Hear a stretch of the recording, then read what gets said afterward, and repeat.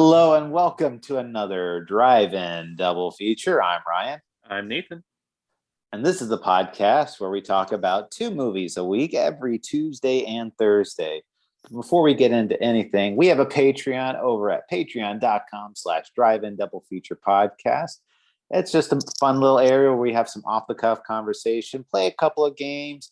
Who knows, just talking about some good times Nathan and I have together. Just something a little extra for you patrons out there as a thank you. If you choose to donate to us, you can head on over there. If not, we still appreciate you nonetheless. It does not affect any regular content. But today, we're going back into the Toho well, like I said, and we're pulling out not a Godzilla movie. I took a hard right turn before our next movie. And today we're talking about 1958 Varan, the Unbelievable, directed by Ashiro Honda. He's back. Well, kind of. Since it's from the 50s, so he's not really back. He was already there. Yeah, true.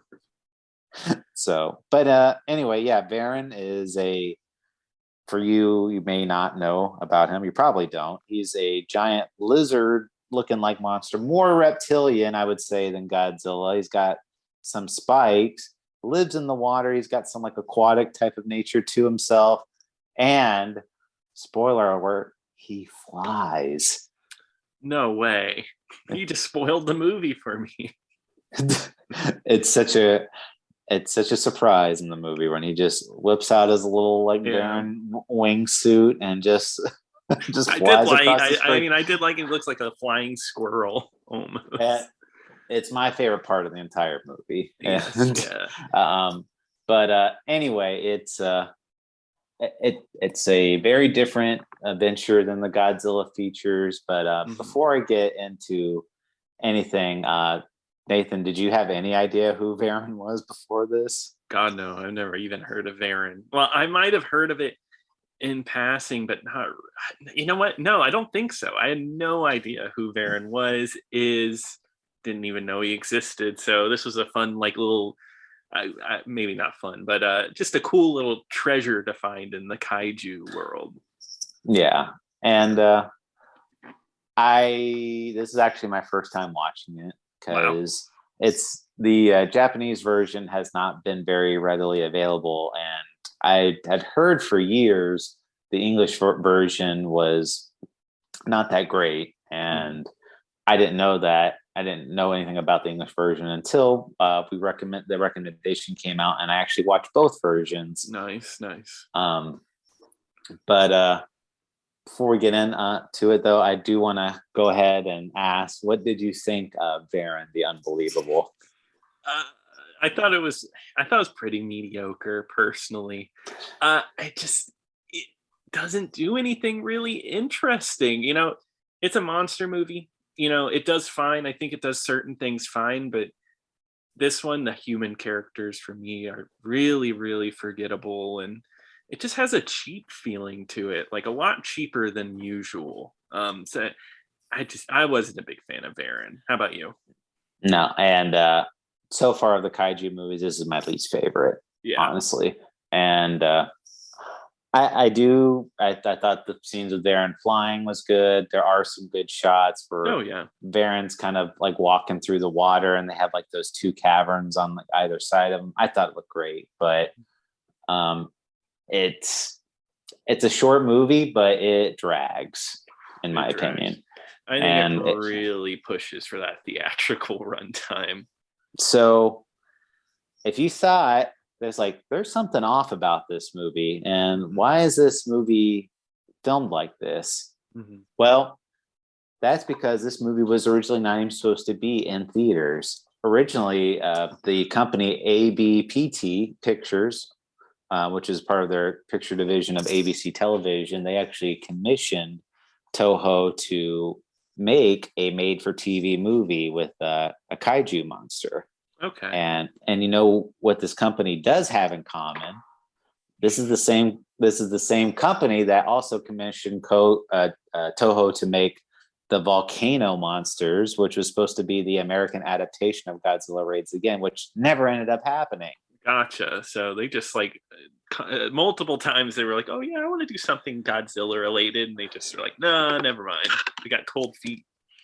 So this was supposed to be like a made for TV movie, and this was actually supposed to be like a 2-part event. So it was supposed to be like they play 30 minutes here, and then they play 30 minutes like the next night.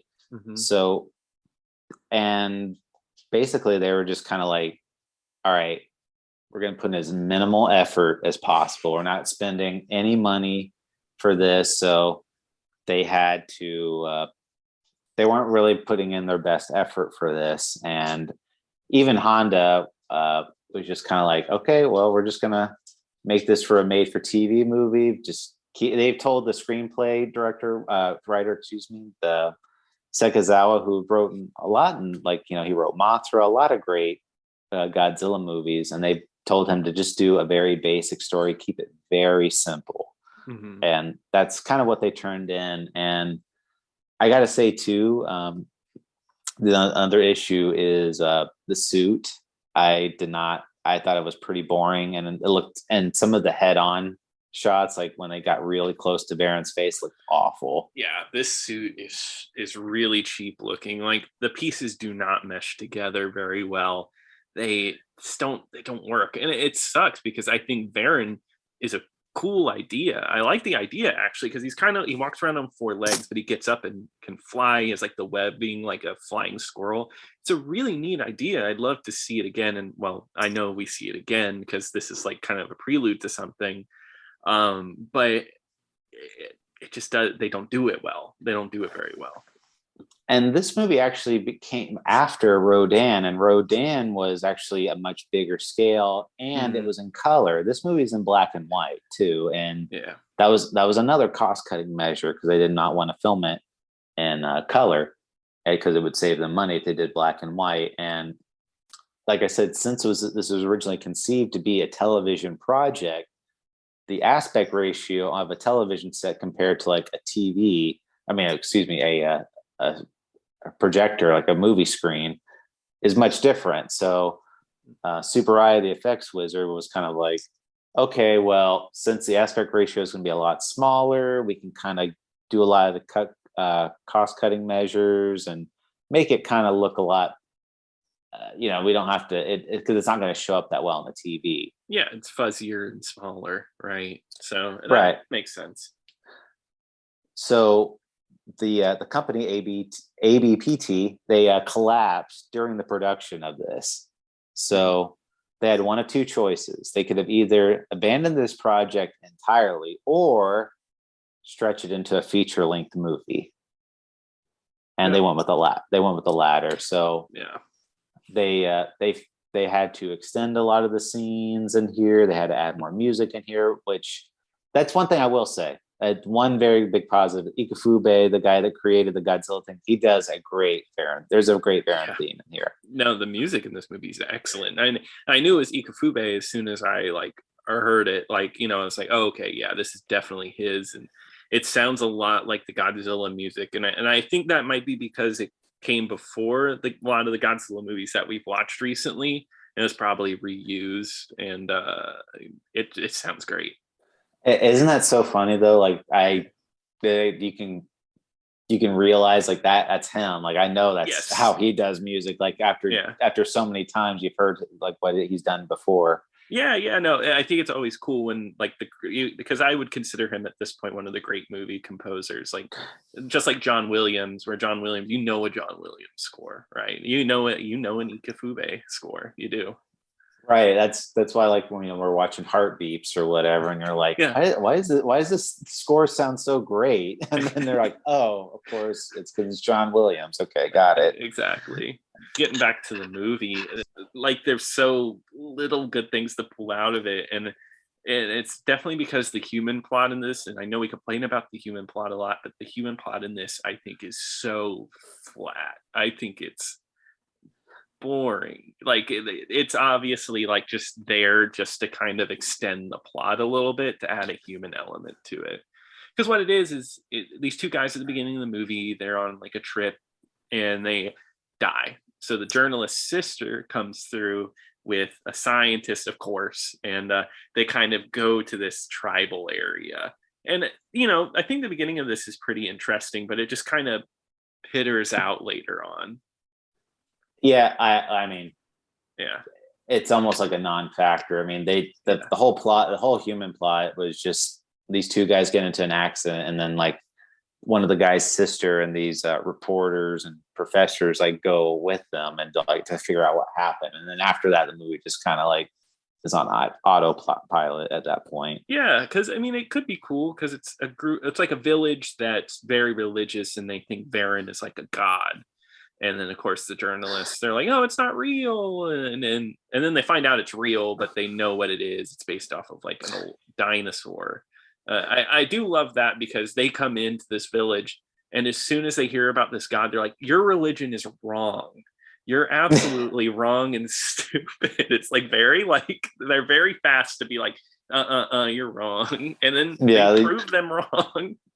Yeah, and that's kind of like the symbolism at the time. So I mean, Japanese culture was like they had like the very traditional Japanese culture, like living out in the farms and had like the gods and ancient legends, that type of thing. And it was kind of at the time, it was kind of like a sort of like a pseudo commentary on like the westernization of Japan, like taking over versus like old Japan. So it's sort of like that sort of thing, but it's not very interesting at all. No. And I mean, it doesn't really get explored that well. Yeah. And I know this is an interesting fact because I just learned about this. 62% of Japanese people say that they practice no religion at all, which is really interesting. So I guess this is a comment on that. I'm sure as people got older, that's how it shifted to, which is, I think that's interesting. Yeah. I mean, you don't really hear religion being brought up in Japan as much as you would like out here in America. No. Like out here, I mean, it's like it's everywhere. Like there's people talking about it, but and there, I think it's a lot more, I guess, private or whatever. I however you want to say it. But going back to the original point I was trying to make with the aspect ratio is that that sorry to jump ahead, but basically is so like he thought it was going to be like since he thought it was going to be a television aspect ratio, is that because widescreen at the time was kind of like a non-negotiable like thing, like he had to have it filmed in widescreen for it to be shown into a theater. Like he couldn't have like, like how he is now when you watch an old movie with like the black bars on the side or whatever. Yeah. So what they had to do is they had to take all the completed footage that they had and they had to zoom in on the shot. Gotcha. So that's now like all the warts and everything is on full display. That makes sense because this movie just looks stretched out and kind of ugly. It's not a very nice looking movie.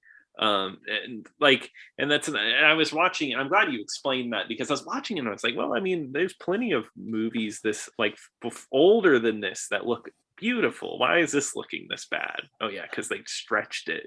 Yeah.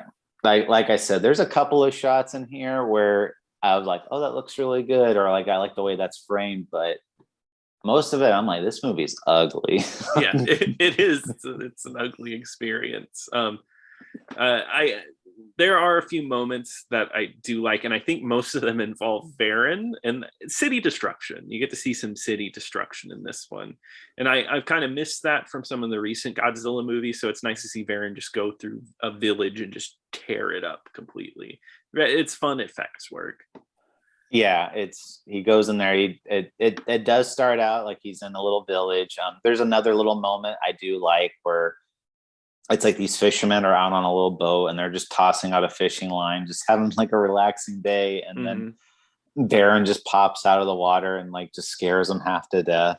That was a moment I did enjoy in there. Oh. Yeah, there's a few moments. I guess this is later in the movie. I don't know if you want to get into it. How they go ahead. Yeah, so they figure out how they're going to kill Varan. Well, they have a lot of plots on how they're going to kill Varan, and almost none of them work.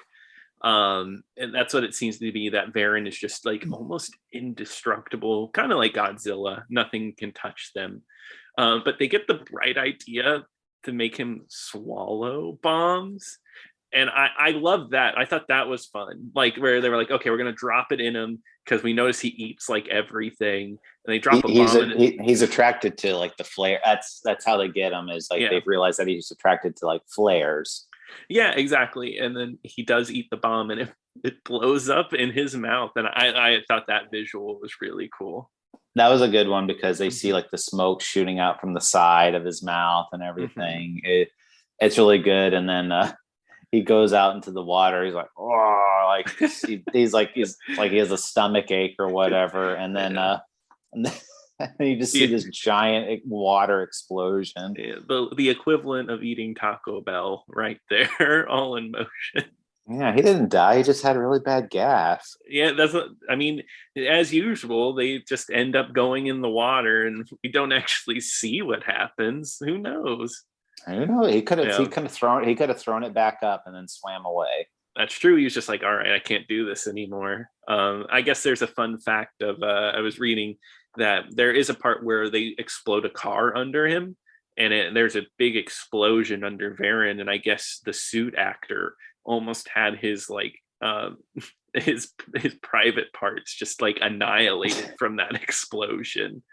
And you know who was in there? Nakajima, of course, Nakajima, the legend himself at this point. And pretty much the poor guy just can't catch a break. He almost died. He literally almost dies every time he makes one of these movies. Like he's drowned almost constant times. Like he's almost drowned and burned, frozen.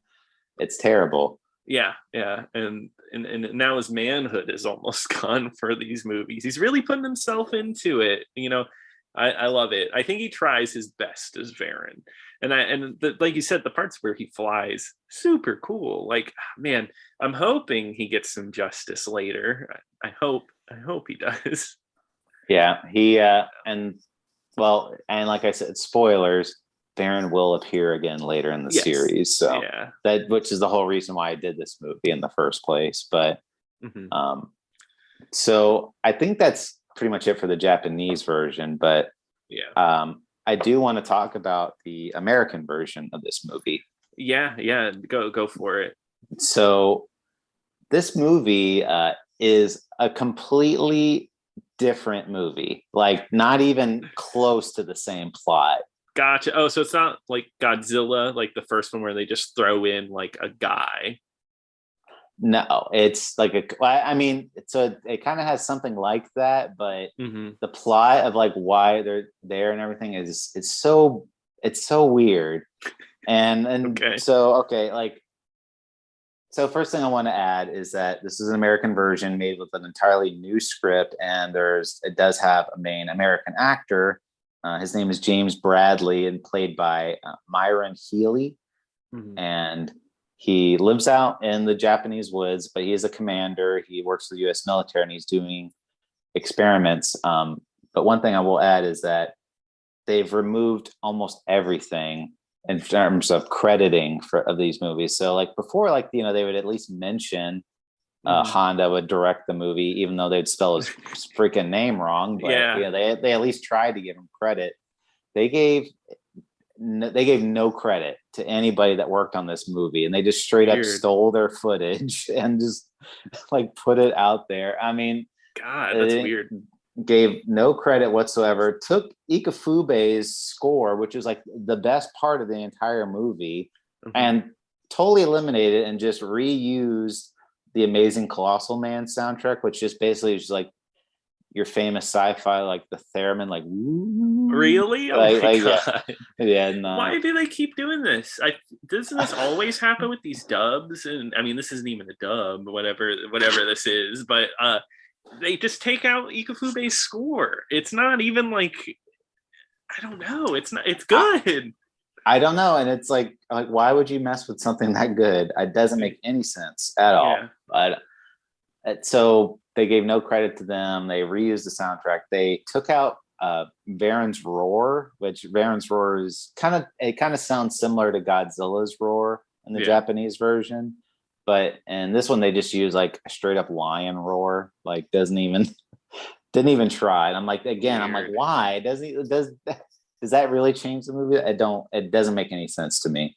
But Anyway, so the plot is he's out there, the commander, he's out there in Japan at this very remote house, and he's living with his Japanese wife, which is they have like an interracial relationship and a marriage, and they live out there peacefully. And he's out there to do water experiments to do desalinization saltwater lakes.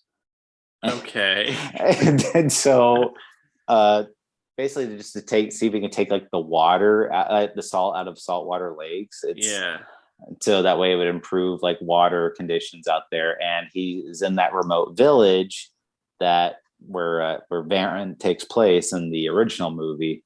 And so what he wants to do is he's like, okay, we're going to experiment on this water.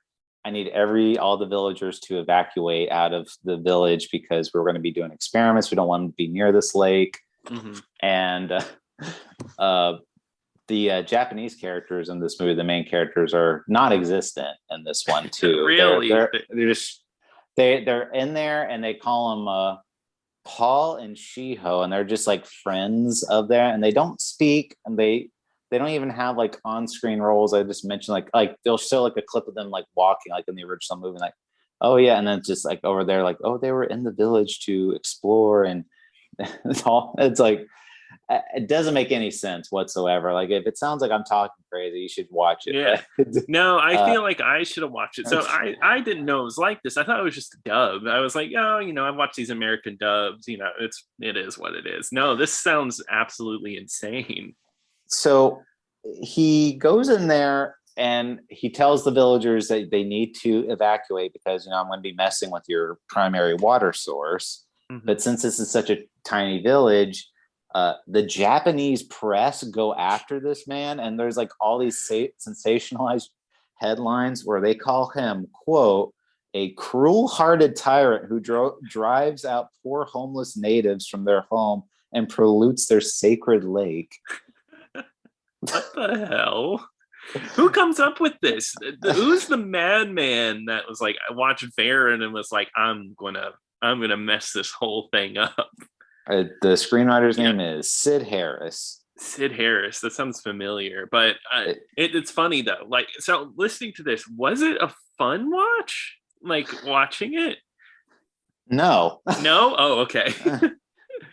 No, I mean, it wasn't bad, and I mean, I wasn't like, well, I guess it was bad, but I wasn't bored, I'll say. And because the thing about this is this movie takes out 20 minutes of the original movie, so this movie's even shorter. The Varan is only like 80 minutes, and this version is just over an hour. Wow. So it is a very short ride. Yeah. And he so basically like his wife like pleads with him like, oh, like, can we just let them stay and everything? And the guy's like, all right, I'll be reasonable.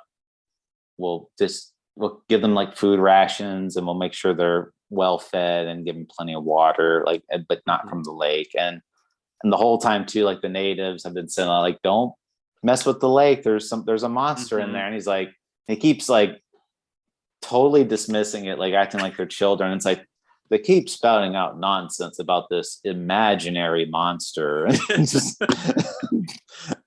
And so they do the experiments on the lake, and the other one, they're not doing the experiments on the lake in the original movie. In the original movie, they're throwing bombs into the water to get Varan out, so that way they can get him out of the water and figure out what's going on. And in this one, they throw the water pellets in there, and Varan gets pissed off and comes out like, being like, what the hell type That's of thing. my salt. Yeah. So then the movie just kind of proceeds into Varan's like destroying the village, and his wife is like, oh my gosh, I was wrong. I've killed all these people. And like, and his husband, her husband, the commander's like, oh, well, we couldn't have predicted this. Like, who would have known? Yeah, even though the village is like, no, don't. There's a monster in there. Yeah. So then Varan goes and attacks, and there's a lot of scenes where it's just them running, and then they'll just like splice the scenes like Baron's destroying it. And by the way, the quality of this rip is horrible. Like, Gotcha. looks horrible, like very bad quality. Like, and whoever did like the cropping of some of these images is really bad. Like, they will zoom in on some characters, and like they'll zoom in like the character that's not talking, and like the guy, like the guy that they're clearly supposed to be in the same frame talking is not there. Like, you can just hear his Gotcha. voice. It's There's a scene. like a really bad like pan and scan VHS, like just Yeah, horribly yeah, done. it's very, very bad. And there's another scene too. So they're running, and there's a scene in the original where Baron is like climbing up a hill, Mhm. and that's kind of in this movie too. And they're pretending like Baron's attacking the cave that they went into, which was filmed in Bronson Cave in California. Oh, the classic cave, the one that The James class Rolfe loves so much. that every movie has been filmed in at some point. Yes. But they do that, and so like it's supposed to be like, oh, the rocks are coming down, but they, instead of dropping like fake rocks, they just animate like fake rocks, like draw rocks like I'm falling sure that from looks horrible. it looks so bad. And then at that point it becomes very almost unwatchable, because at that point it just shows the commander and his wife and one of their military friends that's like sitting off to the side. And then there's some sequences where they play like the unedited Japanese dialogue scenes of like military people like talking about killing Baron or whatever, like the Defense Force scenes. Gotcha. So, and it's like they don't put subtitles, they don't dub it. It's just like full on Japanese people talking. And I'm wow. Again, I don't know if this is a rip issue or if this is how the movie was originally done, but it's very bad. And Sounds then lazy. it's not good. And then finally at the very end sequence, of course the military guy, he thinks of a solution, and they don't kill Baron by him eating the bomb, and he does eat the bomb but in that the movie, doesn't kill him. Doesn't kill him. And and at this point too, since the movie's filmed at night, like the quality of the rip is horrible. You can't even see like what Baron's doing half the time. And the thing that kills him, they're like, oh, he needs to step on this and this chemical will poison him. So that scene you were referencing where he steps on like the car and it like kind of explodes. Yeah. That's the scene that kills him in this movie. Oh, the car explosion does. Why did they flip it around? It makes no sense. Doesn't make any sense whatsoever. Why? Like, they have a scene of him dying. They don't even. The biggest sin that this movie does is the thing that you and I were talking about, what we love so much, where it shows Varan flying. They cut that out of the movie. It's not even fly. There's a no-fly sign for Varan. I believe you that this movie is awful, but I'm really interested in it. Actually, it's what an anomaly. It's like the screenwriter is like, how can we make this as hard as possible for ourselves? And how can we like make this even worse? Like, it's already not a very great movie. Like, why cut out the cool parts like the flying and be like, we're changing the ending this time? Like, there was no point. I will give the credit to the English version of Godzilla. I mean, the Raymond Burr stuff is not amazing, but he does fit in pretty seamlessly. Like, they do I agree. They do try. They interweave him so that way he's not a driving force of the plot, but he's just more of like a spectator, which I think works a lot better in that certain sense in that way. But in this one, it's like this guy is the hero, and he, despite the fact that he is nowhere near the action, like he is off-site, he's very far away from Baron during this whole time, and it's just him like on a radio. And like his military friend who's Japanese will just like translate everything he says and like pretending like he's the one that solved this whole crisis. And it's not great. And then anyway, they kill Varan, and then him and his wife are like, you and I, we're going to take a long vacation to California. And they just get in their car, they get in a car and they just drive off, and it's in Japan. Nice. It's like, What a beautiful ending. No, let's forget about the crap Varan destroyed, the pain and hardship that they put on them. We're going to California to avoid war crimes. Yeah, they pretty much, they're the reason why Varan killed all those people, and they're just like, yeah, see you later, guys. Let's take the salt out of the Pacific Ocean now. Let's give it a shot. It's so wild, and I'll say this about that one: it's not good at all, but I wasn't bored. Yeah, you got me interested. It sounds like, I don't know, a hot trash fire. It's awful, but I'm gonna be staring at it. I gotta check it out. I want to. So interesting. I mean, there's a lot more. So just going back, keep putting it all back together. There's a lot more good in the original Varan movie that I like a lot more than the American version. There's definitely more good in that one than there is the American one, and I would say like the Japanese one is a better movie, but it's like what we've talked about before, where it's just like it's like watching a train wreck, and you're like, I don't know how they did this, but they did it. Yeah. Interesting. There's so many movies like that I can't wait to cover, where it's just like a weird train wreck. But I guess as a whole with Varan, it's just weird for them to do that to like an already pretty mediocre movie. This movie, it's hard for me to even recommend to, like, I get it because I've seen that not a lot of people have seen this movie, and for good reason. It's just forgettable and mediocre. A year or two from now, I'll probably forget a lot about this movie, except for Varan, which is a cool design. Yeah, I personally, I wouldn't recommend this. Really, I mean, it's really not worth the time. There's a lot better monster movies out there that are much more worth your time than him. But like I said, I think there is good in there. I mean, if you're a kaiju junkie, you probably already know about it and seen it already, I'm guessing. So it's probably nothing new you haven't seen. But if you're kind of dipping your toes and you're like, oh, I like these Godzilla movies, let's see what else is out there, this is not what I would seek out. No, not at all. Yeah, but yeah, it's last note I will add. So his roar, which sounds like this.